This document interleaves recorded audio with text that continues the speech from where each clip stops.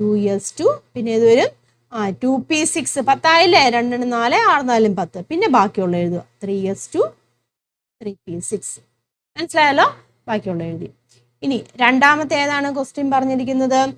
ഹീലിയത്താണ് അല്ലേ ഹീലിയം പിന്നെ 2s1 ഇങ്ങനെയാണ് പറയുന്നത് ഹീലിയത്തിന് നമുക്കറിയാം എത്രയാണ് 2 ആണ് അല്ലേ 2 ആണ് വരുന്നത് ആറ്റോമിക് നമ്പർ അപ്പം 1s2